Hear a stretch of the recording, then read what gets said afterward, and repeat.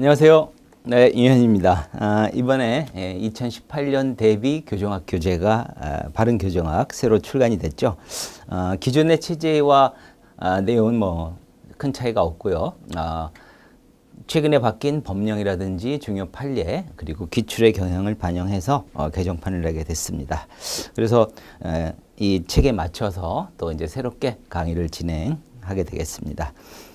자, 여러분들도 공부하시다가 또 궁금한 사항이 있으시면 여러 가지 경로로 이제 질문을 하실 필요가 있겠는데, 제가 또 다음 카페를 운영하고 있거든요. 그래서 또 거기에 글을 올려주셔도 되고요. 카페에는 어디 있냐면은 책에 앞에 머릿말 부분에 오른쪽 페이지 하단에 보면 카페 주소가 나옵니다. 카페.다음.net 커렉션 월드 해서 이제 바른 교정학 세상이라고 하는 다음 카페를 운영 중에 있으니까 질문하실 때 많이 활용하시면 좋을 것 같아요. 거기에 이제 각종 기출 자료라든지 우리 교재 뭐 정오표 자료라든지 이런 자료도 많고 또 질문 답변도 많이 이루어지고 있으니까 활용을 좀 하시고요. 자, 여러분들이 이제 공채 시험을 준비하시는 분도 계시고 또 승진이나 특태 시험을 준비하시는 분도 계실 겁니다. 교정학이라고 하는 거는 이제 가장 기본이 되는 과목이라고 할 수가 있겠고요. 뭐 바로 우리 교정의 개념이 뭔지부터 그죠? 이야기를 나눠보는 게 좋을 것 같아요.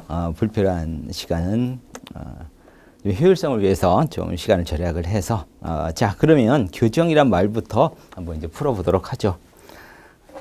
교정이란 말이 여러 가지 의미로 뭐 잘못된 것을 바로 잡는다라는 이제 뜻이 되겠지만 이걸 이제 한자를 한번 적어볼까요? 한자는 어떻게 생겼냐면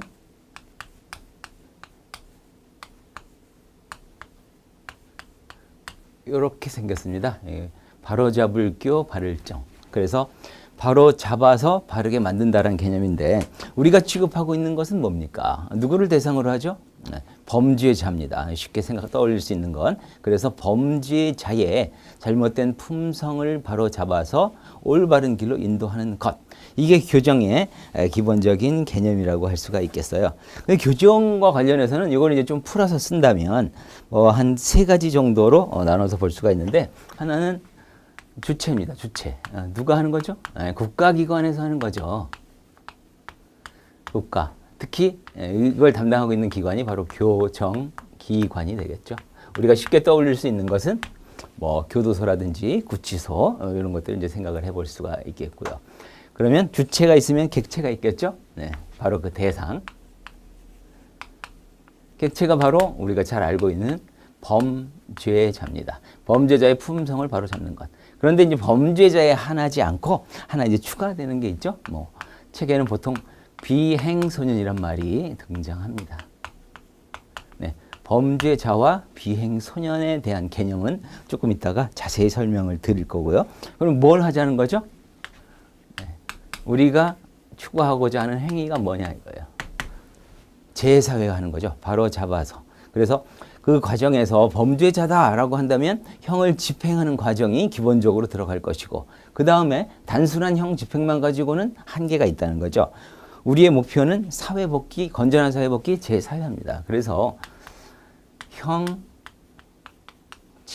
형을 집행하는 것과 그 수용자를 어떻게 처우하여 최종적으로 뭘 하자? 네, 건전한 사회복귀, 재사회화를 이루도록 하자. 이게 우리 교정의 목표다라고 이야기할 수가 있습니다. 자, 이제 이걸 제대로 이해하기 위해서는 범죄자가 무엇이고 비행소년은 무엇이고 이런 것들을 하나하나 우리가 따져봐야 됩니다. 여기서 이제 먼저 간단하게 비행소년부터 그러니까 보통은 범죄자를 쉽게 생각을 하는데 비행소년이란 말이 들어가 있으니까 이게 왜 들어가 있는지부터 한번 검토를 해봐야 되겠죠. 요거는 이제 소년법, 우리 소년에 관한 형사에 관한 기본 절차를 다루고 있는 소년법이라는 게 있는데요. 소년법에 보면 범죄소년, 촉법소년, 우범소년 이렇게 구분을 해가지고 이들에 대해서 일정한 형사 제재를 하는 것을 다루고 있어요. 소년하면 19세 미만이죠. 그런데 이제 범죄의 소년, 앞에 범죄가 붙으려면 우리 형법 제9조에 의해서 14세 되지 아니한 자는 벌하지 않는다. 이런 규정이 있어요. 그래서 범죄가 성립하기 위해서 나이가 14살 이상이어야 돼요. 그래서 범죄 소년이라고 하면 14세 이상, 소년이니까 19세 미만이 되겠죠. 이들 14세 이상 19세 미만이 범죄를 저질렀을 때 그들을 범죄 소년이라고 하고, 이들에 대해서 형사 처벌을 하기도 하고 또 보호 처분이라고 하는 소년법에 있는 특수한 제재를 가하기도 합니다.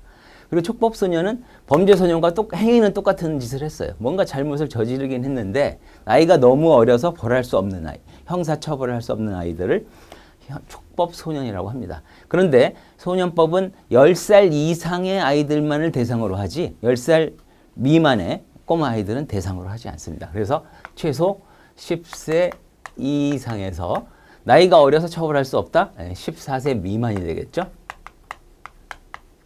이 아이들은 범죄가 성립할 수가 없습니다. 너무 어려서 형법에 따라서 이 아이들은 촉법 소년이고 형사처벌, 형벌은 불가능하지만 보호처분에 예를 들면 뭐 보호처분 중에 여러 가지가 있어요. 사회봉사명령, 보호관찰명령, 뭐 수강명령, 그 다음에 소년원 송치. 소년원 송치 같은 경우도 보호처분이라고 부르는데 그런 것들은 해당할 수가 있습니다. 그러나 뭐 징역, 금고 등의 형벌을 부과할 수는 없죠. 나이가 어려서 대상이 되지 않기 때문에.